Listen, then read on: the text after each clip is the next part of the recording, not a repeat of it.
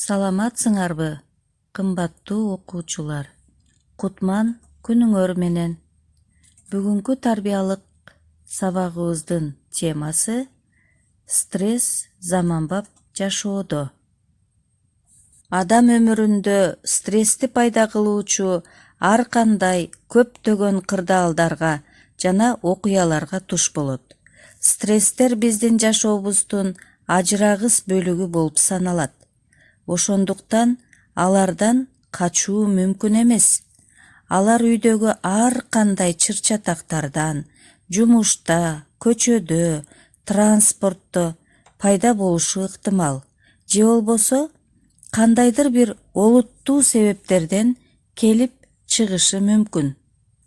Стресс бул бизди кайгырууга, ойго чөмүлүүгө, капаланууга алып келе турган кандайдыр бир кырдаалдарга жана жашоо шарттарына организмдин нормалдуу коргонуу реакциясы. Стрессти чакырууга жөндөмдүү болгон бир кыйла себептер бар. Баарынан мурда бул адамдын эмоционалдык сферасына таасир берүүчү факторлор. Башкача айтканда бизди ойлондуруп, капаланта турган бардык нерсе, орой сөз, жок жерден ыза кылуу, үй бүлөдөгү чыр-чатактар, ооруу жана башка болушу мүмкүн. Көпчүлүк адамдар жумушундагы дайыма болуучу чыңалуудан жана ашыкча жүктөн же жамааттагы жагымсыз психологиялык абалдан улам стресске кабылышат. Эгерде адам өзүнүн ичиндеги эмоцияларды көпкө чейин басып, карманып, ачуусун, айласы кеткендигин, таарынычын жашырып жүрсө, олуттуу стресстер өнүгөт. Басылып жүргөн эмоциялар стрессти күчөтөт жана депрессияга алып келиши мүмкүн. Кээ бир стресстик жагдайлар кокустан болот жана алдын ала божомолдоо кыйын, бирок өтө тездик менен болуп өтөт. Кокустан болгон бөөдө кырсыктар, табият кырсыктары, күтүлбөгөн учурда жакын адамдарынан айрылуу. Ар бир адам үчүн стресс бирдей мааниге ээ эмес. Анча-мынча стресстер адамдын жашоосунун тонусун жогорулатат. Организмдеги зат алмашуу процессин активдештирет, маанайын көтөрөт, жаңы ийгиликтерге жетишүүгө жардам берет. Андан сырткары, алар өмүрдү ачык боекторго, эмоцияларга бөлөйт. Оң маанайдагы стресстер эустресстер деп аталат. Аларга толкундануу, кайгыруу же кубануу оң маанайдагы окуялар менен байланышкан. Үйлөнүү, баланын төрөлүшү, сынактарды ийгиликтүү тапшыруу, жарыштарда жеңишке ээ болуу, сыйлыктарды алуу жана башка кубанычтуу окуялар кирет. Стресстин билинүүсү.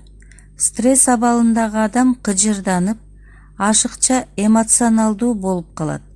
Кандайдыр бир жаман нерсе болот деген коркунуч сезими, тынчсыздануу, дүрбөлөңгө түшүү пайда болот. Кыжырдануусу толкунданганы ачык көрүнөт.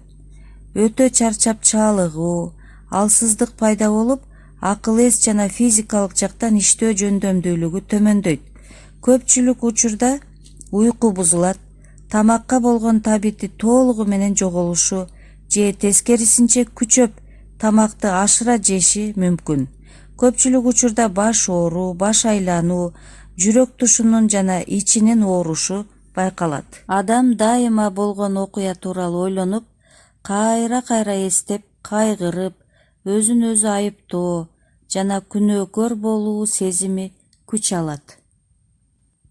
Стресстерге кантип каршы турууга болот? Бардык нерсени жүрөккө жакын кабыл албаш керек. Ар бир болор болбос нерсе үчүн кайгырбаш керек.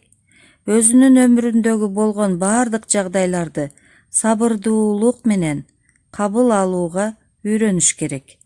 Стресстен арылууда жакындарынын колдоосу олуттуу мааниге ээ. Алар аны түшүнүп, угуп, кыйынчылык учурда колдой алышат.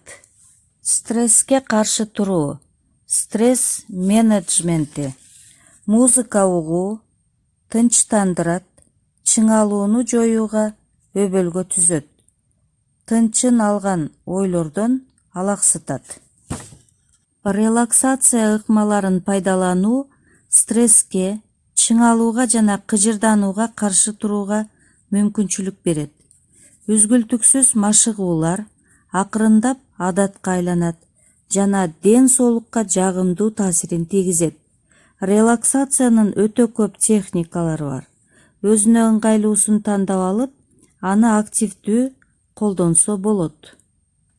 Визуалдаштыруу техникасынын жардамы менен канааттануу алып келиши мүмкүн болгон өмүрүндөгү кубанычтуу окуяларды эстөөгө болот. Толук баалуу уйку эс алуунун жана күч-кубатты калыбына келтирүүнүн эң жакшы ыкмасы. Анын жардамы менен организм сезимге таасир этүүнү жана активдүүлүктү нейтралдаштырат.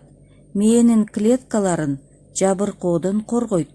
Уктаардын алдында таза абада сейилдөө пайдалуу.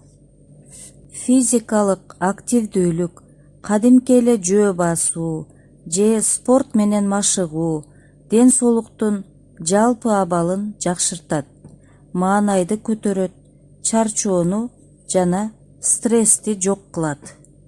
Стресстен өз алдынча чыгуу мүмкүнчүлүгү бул адамдын өзүнө байланыштуу.